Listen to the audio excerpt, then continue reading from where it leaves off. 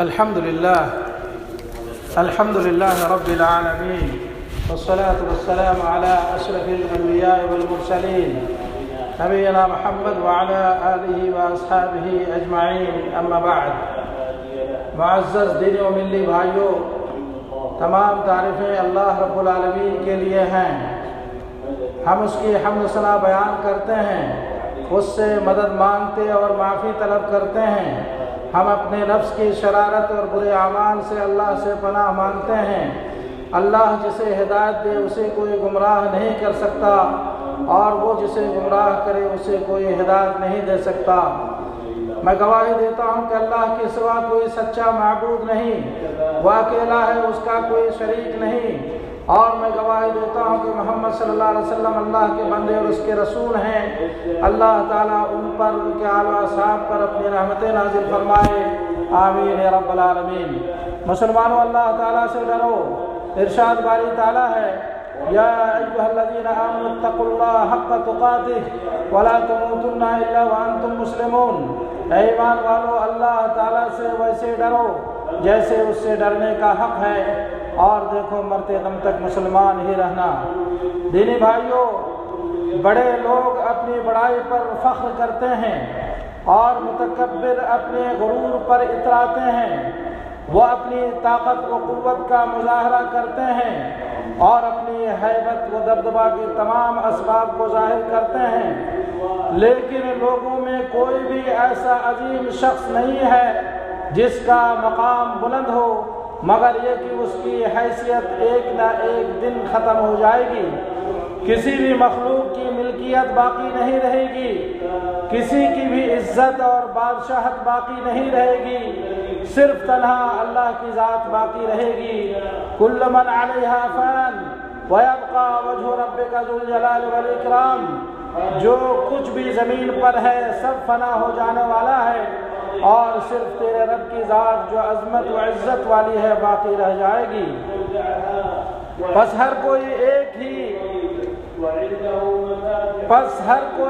ہی بے نیاز ذات کا محتاج ہے، جس کے حکم سے آسمان اور زمین قائم ہیں، جو معاملے کی تدبیر کرتا ہے، وہ جو چاہتا ہے اس کا فیصلہ کرتا ہے، وہ جسے دینا چاہے اسے کوئی روکنے والا نہیں، اور جس سے منع کر دے اسے کوئی دینے والا نہیں.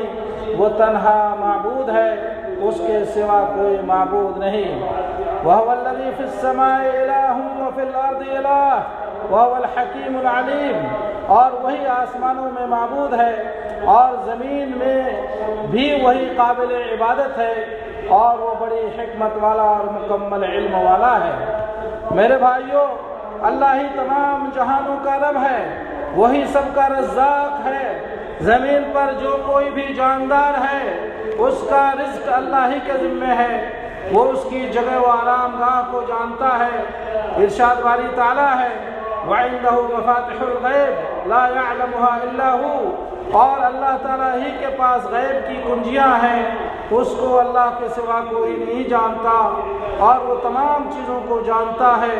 جو کچھ خشکی میں ہیں اور جو کچھ دریاؤں میں ہیں، اور کوئی پتا نہیں گرتا مگر وہ اس کو بھی جانتا ہے، اور کوئی دانہ زمین کے تاریک حصوں میں نہیں پڑتا، اور نہ کوئی تر اور نہ کوئی خشک چیز گرتی ہے، مگر یہ سب کتاب مبین میں ہے. میرے بھائیوں، مخلوقات کی عظمت اس کی عظمت کے آگے سر تسلیم خم کرتی ہے، اور زمین و آسمان اور جو کچھ بھی ان میں ہے سب اس کی تسبیح بیان کرتی ہے. میرے بھائیوں، اللہ ہی کی شان ہے کہ دعا کرنے والوں کو جواب دیتا ہے، مانگنے والے کو عطا کرتا ہے، قیدی کو آزاد کرتا ہے، بیمار کو شفا دیتا ہے، تکلیف کو دور کرتا ہے اور گناہوں کو معاف کرتا ہے. اللہ ہی بعض لوگوں کو بلند کرتا ہے اور دوسروں کو پست کرتا ہے. وہ اپنے بندوں کے لیے جو چاہتا ہے وہ کرتا ہے. وہی بادشاہ و حاکم ہے اور تدبیر کرنے والا ہے. ہر مخلوق اس کا محتاج ہے اور اللہ تعالیٰ بے نیاز ہے. ارشاد باری تعالیٰ ہے، یا ایھا الناس انتم الفقراء الی اللہ واللہ هو الغنی الحمید. اے لوگو، تم اللہ کے محتاج ہو اور اللہ بے نیاز خوبیوں والا ہے۔ میرے بھائیوں، ہمیں اور آپ کو چاہیے کہ ہم اور آپ اللہ کی عظمت، اللہ کی کبریائی اور بڑائی کو پہچانیں اور اس کا اعتراف کریں اور صرف اللہ رب العالمین ہی کے لیے عبادت کو خاص کریں۔ اقول قولی ھذا واستغفر اللہ لی ولکم ولسائر المسلمین من کل ذنب فاستغفروہ انہ ھو الغفور الرحیم۔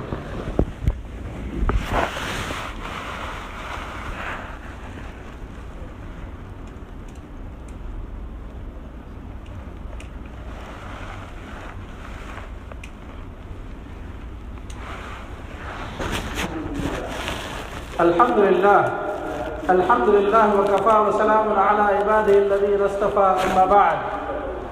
مسلمانوں، میں تمہیں اور اپنے آپ کو اللہ تعالیٰ سے ڈرنے کی نصیحت کرتا ہوں۔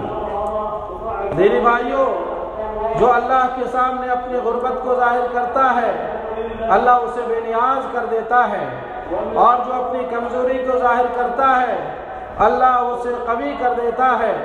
جو اس کے سامنے اپنی حاجت کو ظاہر کرتا ہے، وہ اسے عطا کرتا ہے، اور جو کوئی اسے عاجزی دکھاتا ہے، وہ اسے بلند کر دیتا ہے۔ جو اس سے ڈرتا ہے، وہ اسے فائدہ پہنچاتا ہے۔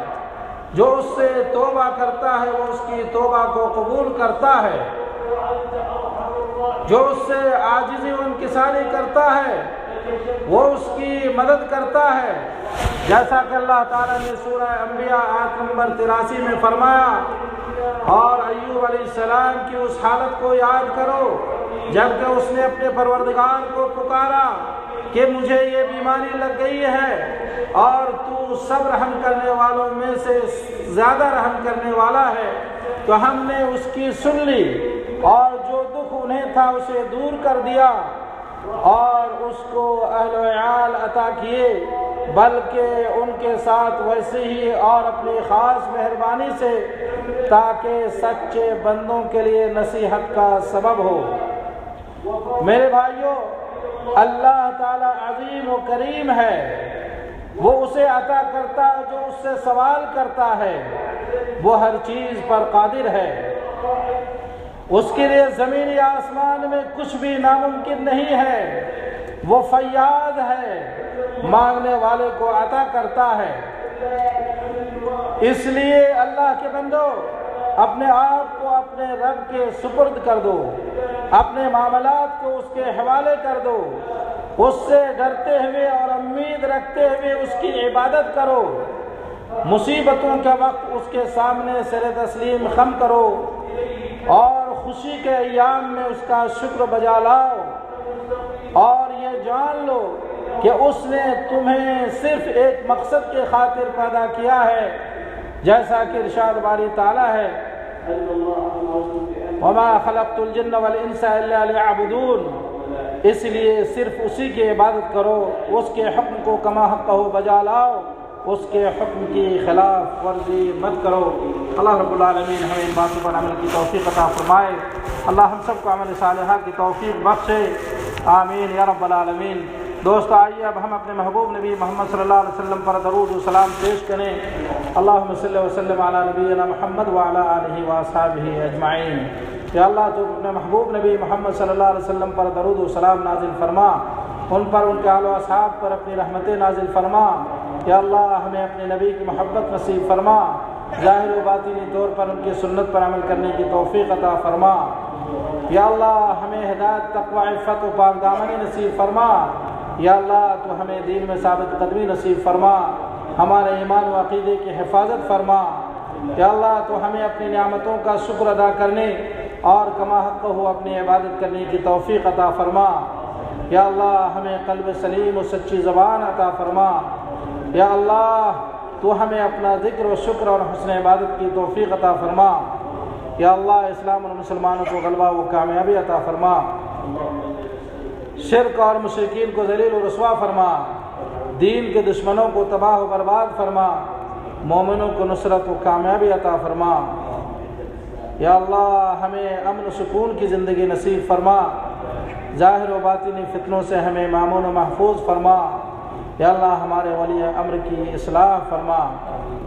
یا اللہ تو ہمارے امام خادم حرمین شریفین اور ان کے ولی عہد کو اور تمام مسلم حکمرانوں کو ہر خیر و بھلائی کی توفیق عطا فرما اور انہیں ہر شر سے معمون محفوظ فرما۔